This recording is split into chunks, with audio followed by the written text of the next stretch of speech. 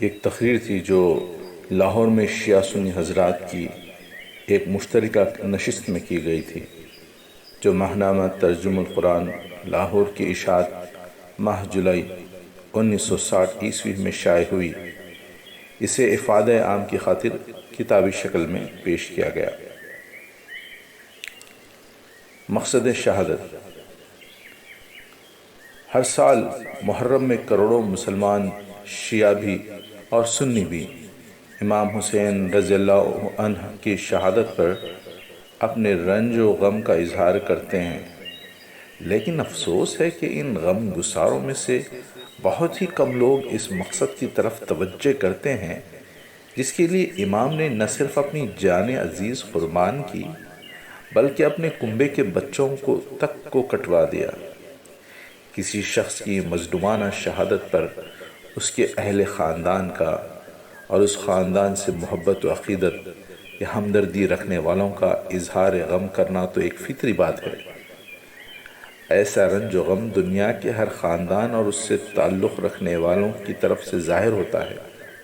اس کی کوئی اخلاقی قدر و قیمت اس سے زیادہ نہیں ہے کہ اس شخص کی ذات کے ساتھ اس کے رشتہ داروں کی اور خاندان کے ہمدردوں کی محبت کا ایک فطری نتیجہ ہے۔ لیکن سوال یہ ہے کہ امام حسین رضی اللہ عنہ کی وہ کیا خصوصیت ہے جس کی وجہ سے 1320 برس گزر جانے پر بھی ہر سال ان کا تازہ غم ہوتا رہا ہے؟ اگر یہ شہادت کسی مقصد عظیم کے لیے نہ تھی تو محض ذاتی محبت و تعلق کی بنا پر صدیوں اس کا غم جاری رہنے کے کوئی معنی نہیں ہے۔ اور خود امام کی اپنی نگاہ میں اس محض ذاتی و شخصی محبت کی کیا قدر و قیمت ہو سکتی ہے؟ انہیں اگر اپنی ذات اس مقصد سے زیادہ عزیز ہوتی تو اسے قربان ہی کیوں کرتے؟ ان کی یہ قربانی تو خود اس بات کا ثبوت ہے کہ وہ اس مقصد کو جان سے بڑھ کر عزیز رکھتے تھے۔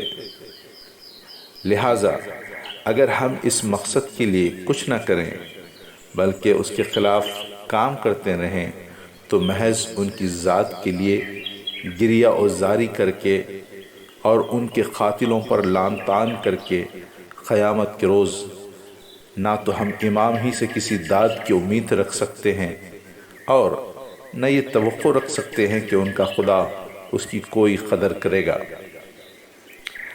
اب دیکھنا چاہیے کہ وہ مقصد کیا ہے۔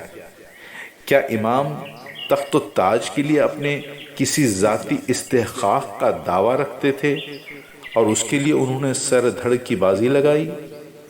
کوئی شخص بھی جو امام حسین رضی اللہ عنہ کے گھرانے کی بلند اخلاقی سیرت کو جانتا ہے یہ بدگمانی نہیں کر سکتا کہ یہ لوگ اپنی ذات کے لیے اقتدار حاصل کرنے کی خاطر مسلمانوں میں خون ریزی کر سکتے تھے۔ اگر تھوڑی ہی دیر کے لیے ان لوگوں کا نظریہ ہی صحیح مان لیا جائے جن کی رائے میں یہ خاندان حکومت پر اپنے ذاتی استحقاق کا دعویٰ رکھتا تھا، تب بھی حضرت ابوبکر سے لے کر امیر معاویہ تک 50 برس کی پوری تاریخ اس بات کی گواہ ہے کہ حکومت حاصل کرنے کے لیے لڑنا اور کشت و خون کرنا ہرگز ان کا مسلک نہ تھا۔ اس لیے لا محالہ یہ ماننا ہی پڑے گا کہ امام عالی مقام کی نگاہیں اس وقت مسلم معاشرے اور اسلامی ریاست کے روح اور اس کے مزاج اور اس کے نظام میں کسی بڑے تغیر کے آثار دیکھ رہی تھیں جسے روکنے کی جد و جہد کرنا ان کے نزدیک ضروری تھا۔ حتیٰ کہ اس راہ میں لڑنے کی نوبت بھی آ جائے تو نہ صرف جائز بلکہ فرض سمجھتے تھے۔ ریاست کے مزاج، مقصد اور دستور کی تبدیلی، وہ تغیر کیا تھا؟ ظاہر ہے کہ لوگوں نے اپنا دین نہیں بدل دیا تھا۔ حکمرانوں سمیت سب لوگ خدا اور رسول اور قرآن کو اسی طرح مان رہے تھے جس طرح پہلے مانتے تھے، مملکت کا قانون بھی نہیں بدلا تھا۔ عدالتوں میں قرآن اور سنت ہی کے مطابق تمام معاملات کے فیصلے بنی امیہ کی حکومت میں بھی ہو رہے تھے، جس طرح ان کے برسر اقتدار آنے سے پہلے ہوا کرتے تھے۔ بلکہ قانون میں تغیر تو 19ویں صدی عیسوی سے پہلے دنیا کی مسلم حکومتوں میں سے کسی کے دور میں بھی نہیں ہوا۔ بعض لوگ یزید کے شخصی کردار کو بہت نمایاں کر کے پیش کرتے ہیں، جس سے یہ عام غلط فہمی پیدا ہو گئی ہے کہ وہ تغیر جسے روکنے کے لیے امام کھڑے ہوئے تھے بس یہ تھا کہ ایک برا آدمی برسر اقتدار آ گیا تھا۔ لیکن یزید کی سیرت و شخصیت کا جو برے سے برا تصور پیش کرنا ممکن ہے، اسے جوں کا توں مان لینے کے بعد بھی یہ بات قابل تسلیم نہیں ہے کہ اگر نظام صحیح بنیادوں پر قائم ہو تو محض ایک برے آدمی کا برسر اقتدار آ جانا کوئی ایسی بڑی بات ہو سکتی ہے جس پر امام حسین جیسا دانا اور علم شریعت میں گہری نظر رکھنے والا شخص بے صبر ہو جائے؟ اس لیے یہ شخصی معاملہ بھی وہ اصل تغیر نہیں ہے جس نے امام کو بے چین کیا تھا۔ تاریخ کے غیر مطالعے سے جو چیز واضح طور پر ہمارے سامنے آتی ہے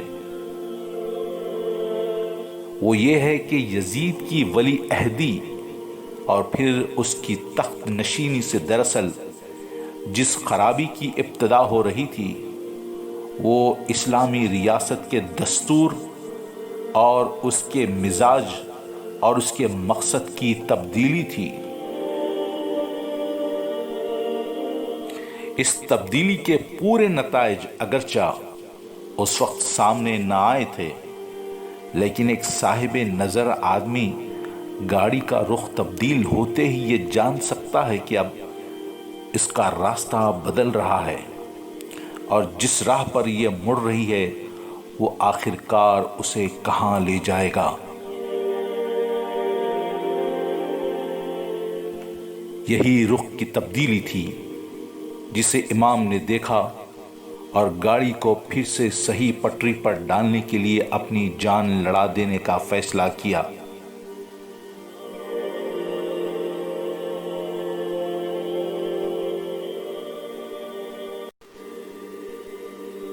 نقطہ انحراف۔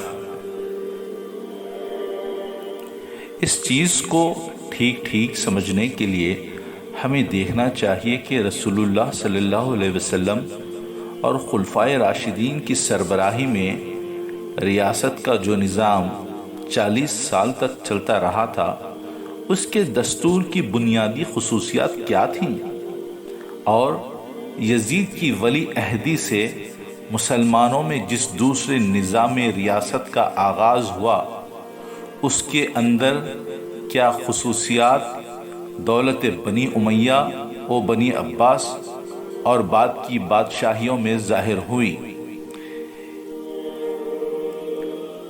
اسی تقابل سے ہم یہ جان سکتے ہیں کہ یہ گاڑی پہلے کس لائن پر چل رہی تھی اور اس نقطہ انحراف پر پہنچ کر آگے وہ کس لائن پر چل پڑی،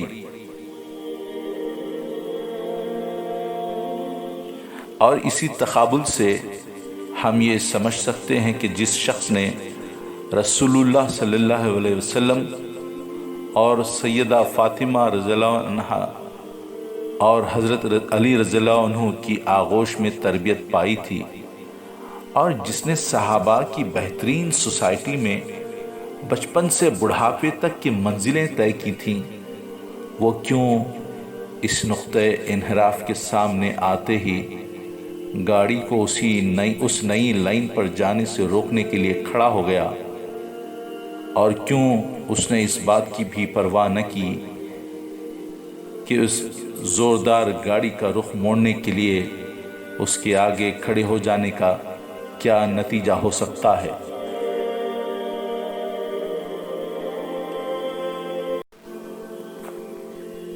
انسانی بادشاہی کا آغاز۔ اسلامی ریاست کی اولین خصوصیت یہ تھی کہ اس میں صرف زبان ہی سے یہ نہیں کہا جاتا تھا بلکہ سچے دل سے یہ مانا بھی جاتا تھا اور عملی رویے سے اس عقیدے و یقین کا پورا ثبوت بھی دیا جاتا تھا کہ ملک خدا کا ہے، باشندے خدا کے رعیت ہیں اور حکومت اس رعیت کے معاملے میں خدا کے سامنے جواب دہ ہے۔ حکومت اس رعیت کی مالک نہیں ہے اور رعیت اس کی غلام نہیں ہے۔ حکمرانوں کا کام سب سے پہلے اپنی گردن میں خدا کی بندگی و غلامی کا خلاوہ ڈالنا ہے، پھر یہ ان کی ذمہ داری ہے کہ خدا کی رعیت پر اس کا قانون نافذ کریں۔ لیکن یزید کی ولی عہدی سے جس انسانی بادشاہی کا مسلمانوں میں آغاز ہوا، اس میں خدا کی بادشاہی کا تصور صرف زبانی اعتراف تک محدود رہ گیا۔ عملاً اس نے وہی نظریہ اختیار کر لیا جو ہمیشہ سے ہر انسانی بادشاہی کا رہا ہے،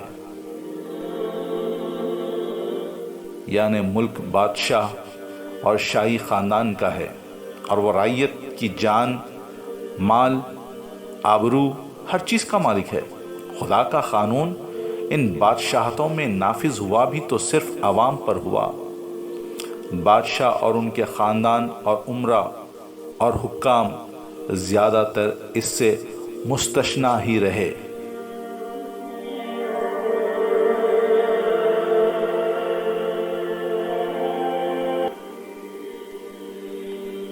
امر بالمعروف اور نہی عن المنکر کا تعطل۔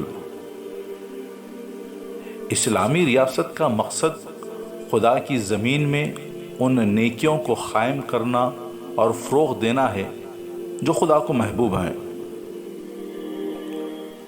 اور ان برائیوں کو دبانا اور مٹانا تھا جو خدا کو ناپسند ہیں۔ مگر انسانی بادشاہت کا راستہ اختیار کرنے کے بعد حکومت کا مقصد فتح ممالک اور تسخیر خلائق اور تحصیل باج و خراج اور عیش دنیا کے سوا کچھ نہ رہا۔ خدا کا کلمہ بلند کرنے کی خدمت بادشاہوں نے کم ہی کبھی انجام دی۔ ان کے ہاتھوں اور ان کے امراء اور حکام اور درباریوں کے ہاتھوں بھلائیاں کم اور برائیاں بہت زیادہ پھیلیں۔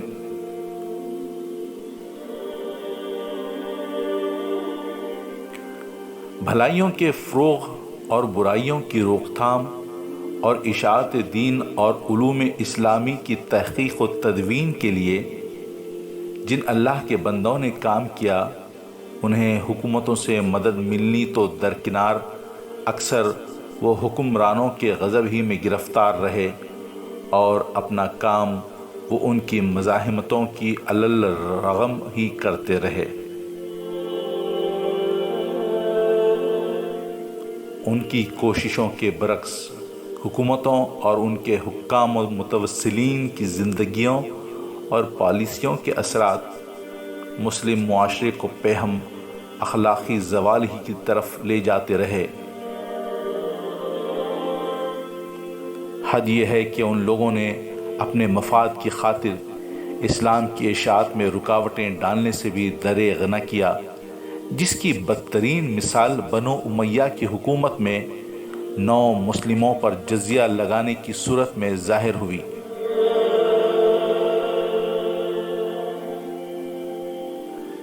اسلامی ریاست کی روح تقویٰ اور خدا ترسی اور پرہیزگاری کی روح تھی، جس کا سب سے بڑا مظہر خود ریاست کا سربراہ ہوتا تھا۔ حکومت کے اعمال اور قاضی اور سپہ سالار سب اس روح سے سرشار ہوتے تھے اور پھر اسی روح سے وہ پورے معاشرے کو سرشار کرتے تھے۔ لیکن بادشاہی کی راہ پر پڑتے ہی مسلمانوں کی حکومتوں اور ان کے حکمرانوں نے قیصر و کسریٰ کے سے رنگ ڈھنگ اور ٹھاٹ باٹ اختیار کر لیے۔ عدل کی جگہ ظلم و جور کا غلبہ ہوتا چلا گیا، پرہیزگاری کی جگہ فسق و فجور اور راگ رنگ اور عیش و عشرت کا دورہ شروع ہو گیا۔ حرام و حلال کی تمیز سے حکمرانوں کی سیرت و کردار خالی ہوتی چلی گئی۔ سیاست کا رشتہ اخلاق سے ٹوٹتا چلا گیا۔ خدا سے خود ڈرنے کے بجائے حاکم لوگ بندگان خدا کو اپنے آپ سے ڈرانے لگے، اور لوگوں کے ایمان و ضمیر بیدار کرنے کے بجائے انہیں اپنی بخششوں کے لالچ سے خریدنے لگے۔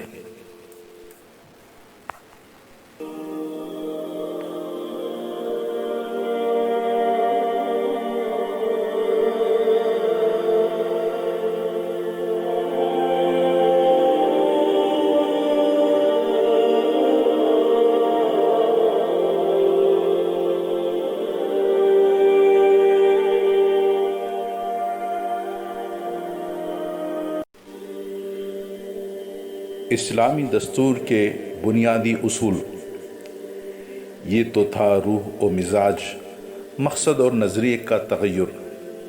ایسا ہی تغیر اسلامی دستور کے بنیادی اصولوں میں بھی رونما ہوا۔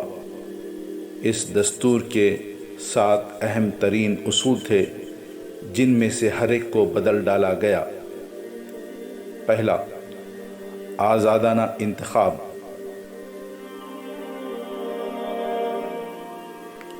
دستور اسلامی کا سنگ بنیاد یہ تھا کہ حکومت لوگوں کی آزادانہ رضامندی سے قائم ہو۔ کوئی شخص اپنی کوشش سے اقتدار حاصل نہ کرے، بلکہ لوگ اپنے مشورے سے بہتر آدمی کو چن کر اقتدار اس کے سپرد کریں۔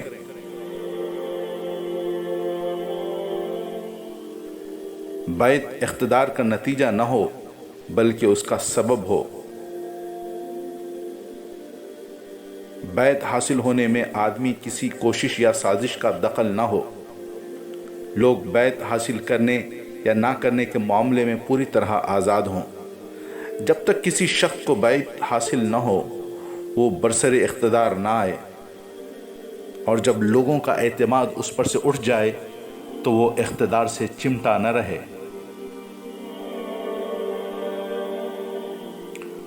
خلفائے راشدین میں سے ہر ایک اسی قاعدے کے مطابق برسر اقتدار آیا تھا۔ امیر معاویہ رضی اللہ عنہ کے معاملے میں پوزیشن مشتبہ ہو گئی، اسی لیے صحابی ہونے کے باوجود ان کا شمار خلفائے راشدین میں نہیں کیا گیا،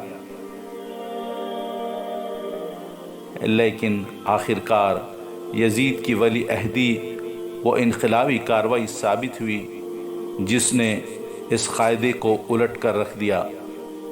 اس سے خاندانوں کی موروثی بادشاہتوں کا وہ سلسلہ شروع ہوا جس کے بعد سے آج تک پھر مسلمانوں کو انتخابی خلافت کی طرف پلٹنا نصیب نہ ہو سکا۔ اب لوگ مسلمانوں کے آزادانہ اور کھلے مشورے سے نہیں بلکہ طاقت سے برسر اقتدار آنے لگے۔ اب بیعت سے اقتدار حاصل ہونے کے بجائے اقتدار سے بیعت حاصل کی جانے لگی۔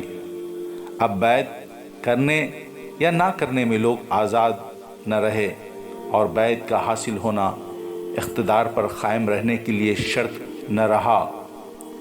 لوگوں کی اول تو یہ مجال نہ تھی کہ جس کے ہاتھ میں اقتدار تھا اس کی بیعت نہ کرتے، لیکن اگر وہ بیعت نہ بھی کرتے تو جس کے ہاتھ میں اقتدار آ گیا تھا وہ ہٹنے والا نہ تھا۔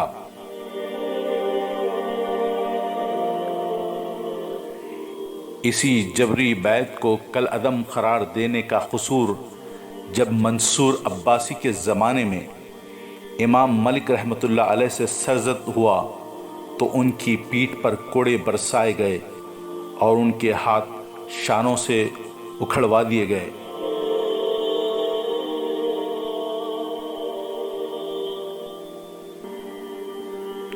دوسرا اصول، شورائی نظام۔ دوسرا اہم ترین قاعدہ اس دستور کا یہ تھا کہ حکومت مشورے سے کی جائے اور مشورہ ان لوگوں سے کیا جائے جن کے علم، تقوی اور اصابت رائے پر عام لوگوں کو اعتماد ہو۔ خلفائے راشدین کے عہد میں جو لوگ شورا کے رکن بنائے گئے، اگرچہ ان کو انتخاب عام کے ذریعے سے منتخب نہیں کرایا گیا تھا، جدید زمانے کے تصور کے لحاظ سے وہ نامزد کردہ لوگ ہی تھے، لیکن خلفاء نے یہ دیکھ کر ان کو مشیر نہیں بنایا تھا کہ یہ ہماری ہاں میں ہاں ملانے اور ہمارے مفاد کی خدمت کرنے کے لیے موزوں ترین لوگ ہیں، بلکہ انہوں نے پورے خلوص اور بے غرضی کے ساتھ قوم کے بہترین عناصر کو چنا تھا، جن سے وہ حق گوئی کے سوا کسی چیز کی توقع نہ رکھتے تھے۔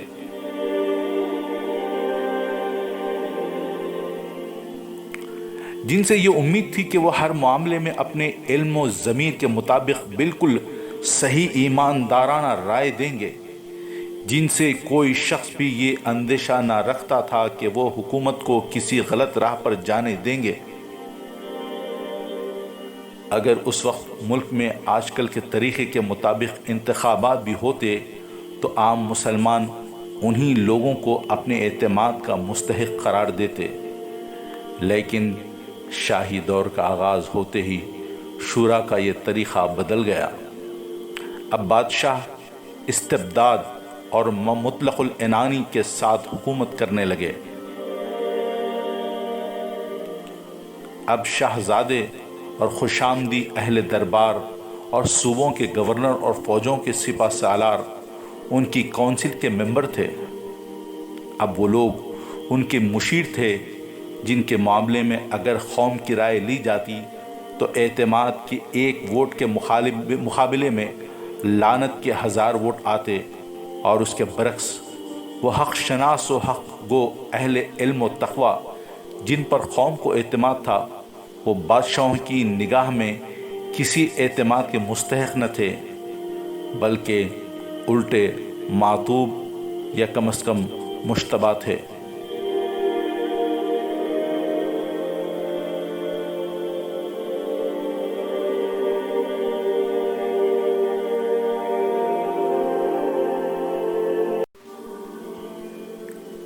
تیسرا اصول، اظہار رائے کی آزادی۔ اس دستور کا تیسرا اصول یہ تھا کہ لوگوں کو اظہار رائے کی پوری آزادی ہو۔ امر بالمعروف و نہی عن المنکر کو اسلام نے ہر مسلمان کا حق ہی نہیں بلکہ فرض قرار دیا تھا۔ اسلامی معاشرے اور ریاست کے صحیح راستے پر چلنے کا انحصار اس بات پر تھا کہ لوگوں کے ضمیر اور ان کی زبانیں آزاد ہوں، وہ ہر غلط کام پر بڑے سے بڑے آدمی کو ٹوک سکیں اور حق بات پر برملا کہہ سکیں۔ خلافت راشدہ میں صرف یہی نہیں کہ لوگوں کا یہ حق پوری طرح محفوظ تھا، بلکہ خلفائے راشدین اسے ان کا فرض سمجھتے تھے اور اس فرض کے ادا کرنے میں ان کی ہمت افزائی کرتے تھے۔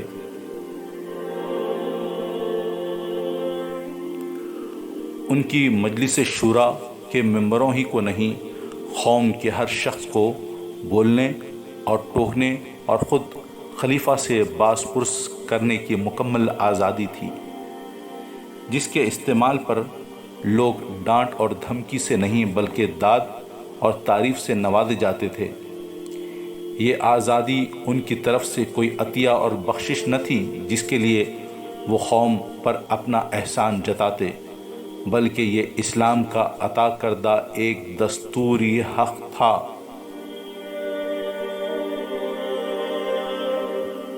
جس کا احترام کرنا وہ اپنا فرض سمجھتے تھے، اور اسے بھلائی کے لیے استعمال کرنا ہر مسلمان پر خدا اور رسول اللہ صلی اللہ علیہ وسلم کا عائد کردہ ایک فریضہ تھا، جس کی ادائیگی کے لیے معاشرے اور ریاست کی فضا کو ہر وقت سازگار رکھنا ان کی نگاہ میں فرائض خلافت کا ایک اہم جز تھا۔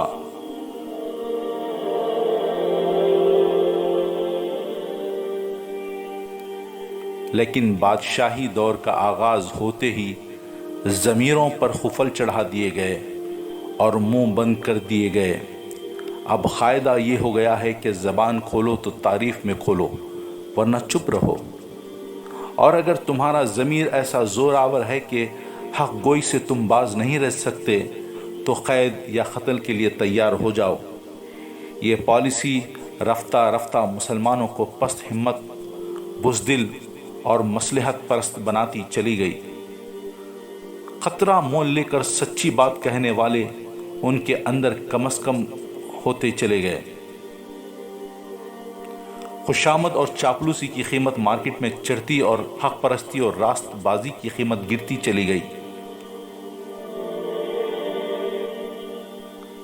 اعلیٰ قابلیت رکھنے والے ایماندار اور آزاد خیال لوگ حکومت سے بے تعلق ہو گئے، اور عوام کا حال یہ ہو گیا کہ کسی شاہی خاندان کی حکومت برقرار رکھنے کے لیے ان کے دلوں میں کوئی جذبہ باقی نہ رہا۔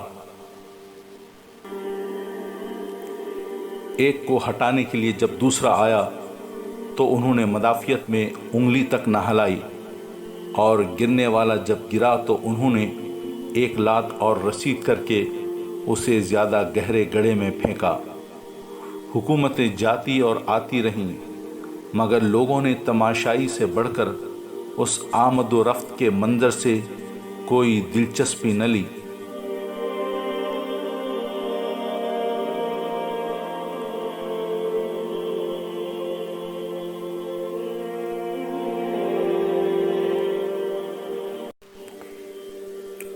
چوتھا اصول، خدا اور خلق کے سامنے جواب دہی۔ چوتھا اصول جو اس تیسرے اصول کے ساتھ لازمی تعلق رکھتا تھا یہ تھا کہ خلیفہ اور اس کی حکومت خدا اور خلق دونوں کے سامنے جواب دہ ہے۔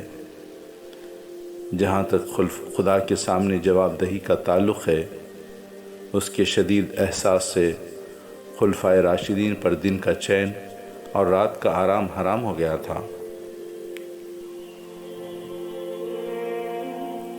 اور جہاں تک خلق کے سامنے جواب دہی کا تعلق ہے، وہ ہر وقت ہر جگہ اپنے آپ کو عوام کے سامنے جواب دہ سمجھتے تھے۔ ان کی حکومت کا یہ اصول نہ تھا کہ صرف مجلس شورا پارلیمنٹ میں نوٹس دے کر ہی ان سے سوال کیا جا سکتا ہے۔ وہ ہر روز 5 مرتبہ نماز کی جماعت میں اپنے عوام کا سامنا کرتے تھے، اور ہر ہفتے جمعہ کی جماعت میں عوام کے سامنے اپنی کہتے اور سنتے تھے۔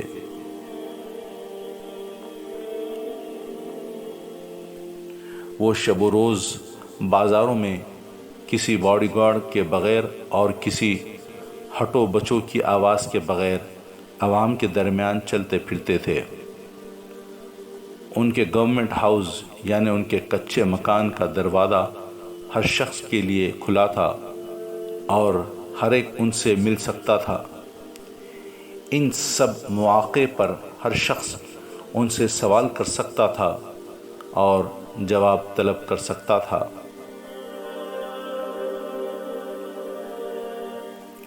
یہ محدود جواب دہی نہ تھی بلکہ کھلی اور ہمہ وقتی جواب دہی تھی۔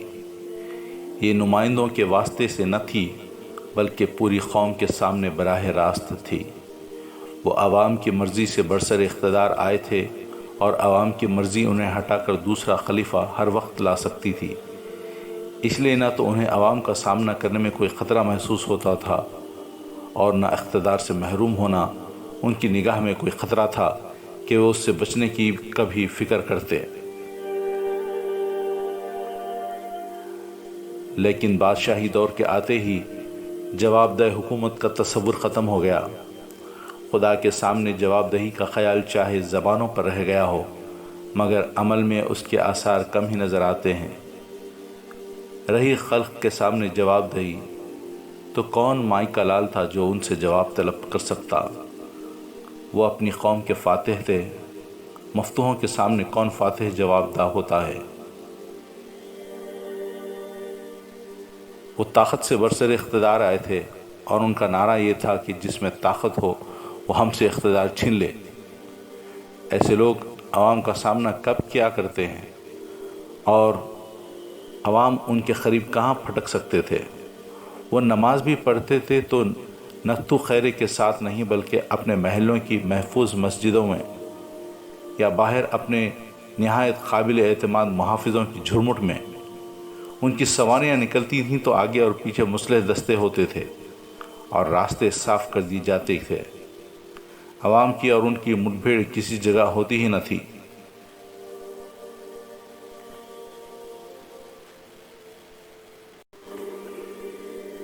پانچواں اصول، بیت المال ایک امانت۔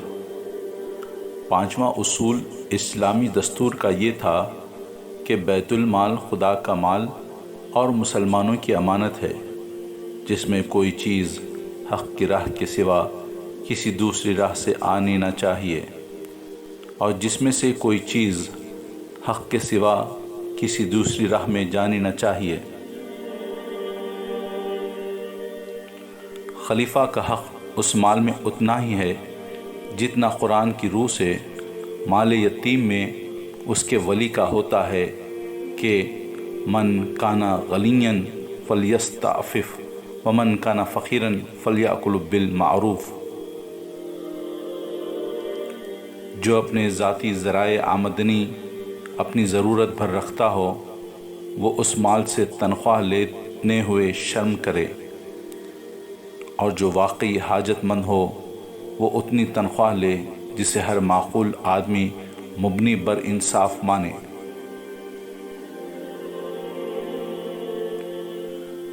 خلیفہ اس کی ایک ایک پائی کے آمد و خرچ پر حساب دینے کا ذمہ دار ہے، اور مسلمانوں کو اس سے حساب مانگنے کا پورا حق ہے۔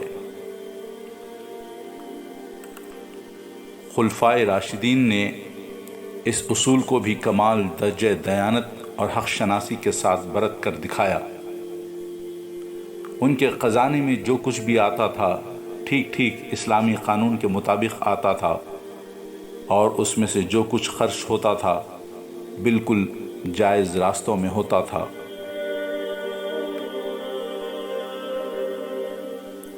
ان میں سے جو غنی تھا اس نے ایک حبہ اپنی ذات کے لیے تنخواہ کے طور پر وصول کیے بغیر مفت خدمت انجام دی، بلکہ اپنی گرہ سے قوم کے لیے خرچ کرنے میں بھی دریغ نہ کیا۔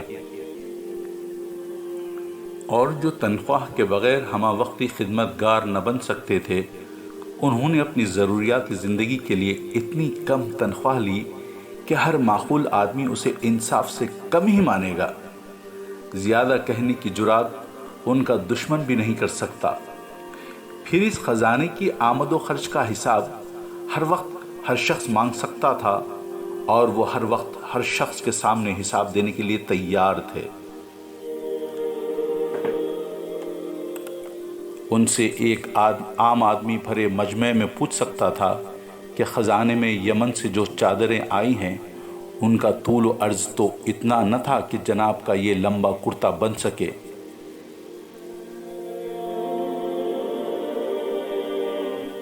یہ زائد کپڑا آپ کہاں سے لائے ہیں؟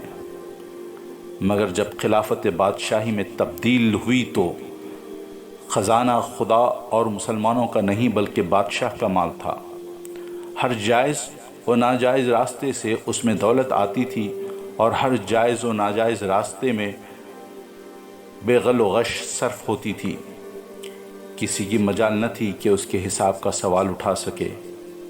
سارا ملک ایک خوان یغما تھا جس پر ایک ہر کارے سے لے کر سربراہ مملکت تک حکومت کے سارے کل پرزے حسب توفیق ہاتھ مار رہے تھے، اور ذہنوں سے یہ تصور ہی نکل گیا تھا کہ اقتدار کوئی پروانہ اباحت نہیں ہے جس کی بدولت یہ لوٹ مار ان کے لیے حلال ہو، اور پبلک کا مال کوئی شیر مادر نہیں ہے جسے وہ ہضم کرتے رہیں اور کسی کے سامنے انہیں اس کا حساب دینا نہ ہو۔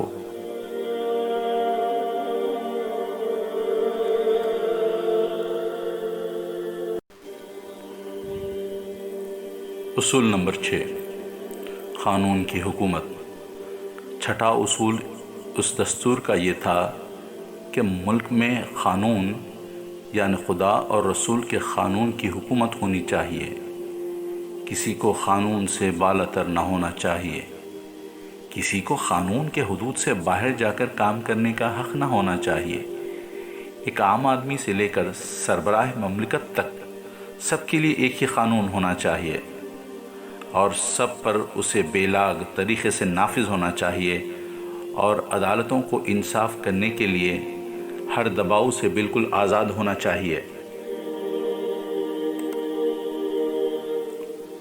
خلفائے راشدین نے اس اصول کی پیروی کا بھی بہترین نمونہ پیش کیا تھا۔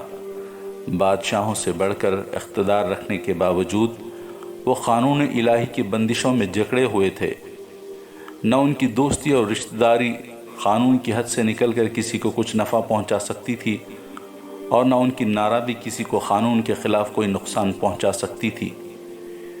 کوئی ان کے اپنے حق پر بھی دست درازی کرتا تو وہ ایک عام آدمی کی طرح عدالت کا دروازہ کھٹکھٹاتے تھے، اور کسی کو ان کے خلاف شکایت ہوتی تو وہ استغاثہ کر کے انہیں عدالت میں کھینچ لا سکتا تھا۔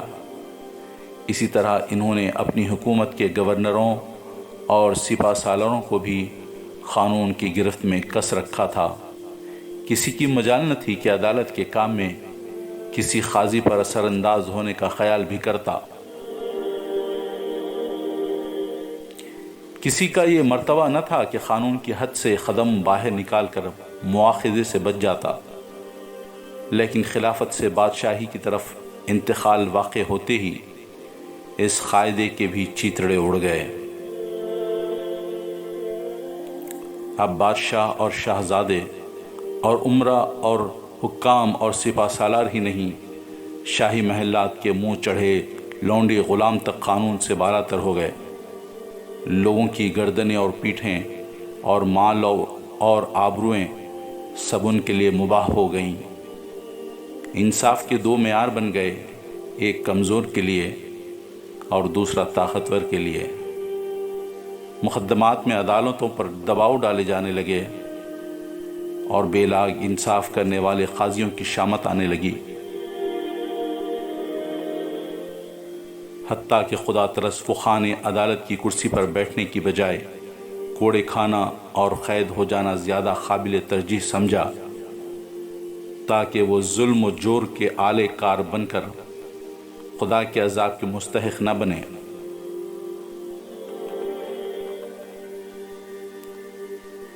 ساتواں اصول، حقوق اور مراتب کے لحاظ سے کامل مساوات۔ مسلمانوں میں حقوق اور مراتب کے لحاظ سے کامل مساوات اسلامی دستور کا ساتواں اصول تھا، جسے ابتدائی اسلامی ریاست میں پوری قوت کے ساتھ قائم کیا گیا تھا۔ مسلمانوں کے درمیان نسل، وطن، زبان وغیرہ کا کوئی امتیاز نہ تھا۔ قبیلے اور خاندان اور حسب و نسب کے لحاظ سے کسی کو کسی پر فضیلت نہ تھی۔ خدا اور رسول کے ماننے والے سب لوگوں کے حقوق یکساں تھے اور سب کی حیثیت برابر تھی۔ ایک کو دوسرے پر ترجیح اگر تھی تو سیرت و اخلاق اور اہلیت و صلاحیت اور خدمات کے لحاظ سے تھی، لیکن خلافت کی جگہ جب بادشاہی نظام آیا تو عصبیت کے شیاطین ہر گوشے سے سر اٹھانے لگے۔ شاہی خاندان اور ان کے حامی خانوادوں کا مرتبہ سب سے بلند و برتر ہو گیا۔ ان کے قبیلوں کو دوسرے قبیلوں پر ترجیح حقوق حاصل ہو گئے۔ عربی اور عجمی کے تعصبات جاگ اٹھے اور خود عربوں میں قبیلے اور قبیلے کے درمیان کشمکش پیدا ہو گئی۔ ملت اسلامیہ کو اس چیز نے جو نقصان پہنچایا اس پر تاریخ کے اوراق گواہ ہیں۔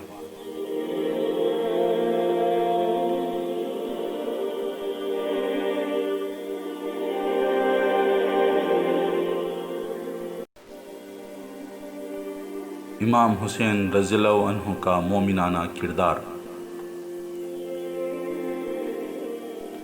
یہ تھے وہ تغیرات جو اسلامی خلافت کو خاندانی بادشاہت میں تبدیل کرنے سے رونما ہوئے۔ کوئی شخص اس تاریخی حقیقت کا انکار نہیں کر سکتا کہ یزید کی ولی عہدی ان تغیرات کا نقطہ آغاز تھی، اور اس بات سے بھی انکار ممکن نہیں ہے کہ اس نقطے سے چل کر تھوڑی مدت کے اندر ہی بادشاہی نظام میں وہ سب خرابیاں نمایاں ہو گئیں جو اوپر بیان کی گئی ہیں۔ جس وقت یہ انقلابی قدم اٹھایا گیا تھا اس وقت یہ خرابیاں اگرچہ بتمام و کمال سامنے نہ آئی تھیں، مگر ہر صاحب بصیرت آدمی جان سکتا تھا کہ اس اقدام کے لازمی نتائج یہی کچھ ہیں، اور اس سے ان اصلاحات پر پانی پھر جانے والا ہے جو اسلام نے سیاست و ریاست کے نظام میں کی ہیں۔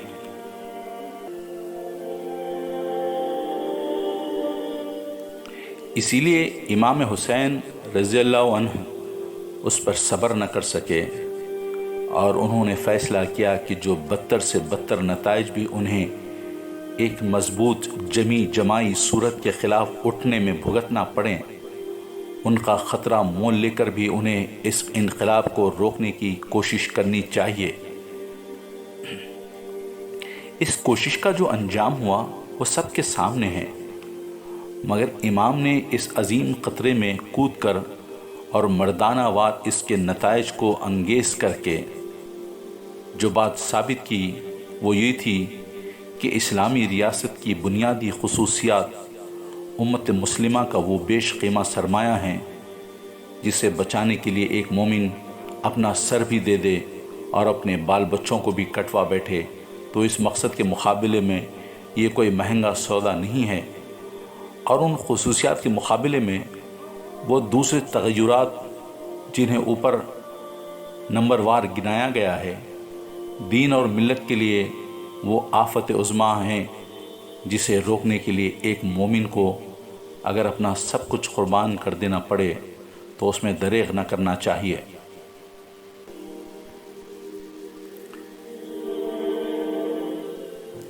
کسی کا جی چاہے تو اسے حقارت کے ساتھ ایک سیاسی کام کہہ لے، مگر حسین رضی اللہ عنہ ابن علی کی نگاہ میں تو یہ سراسر ایک دینی کام تھا، اسی لیے انہوں نے اس کام میں جان دینے کو شہادت سمجھ کر جان دی۔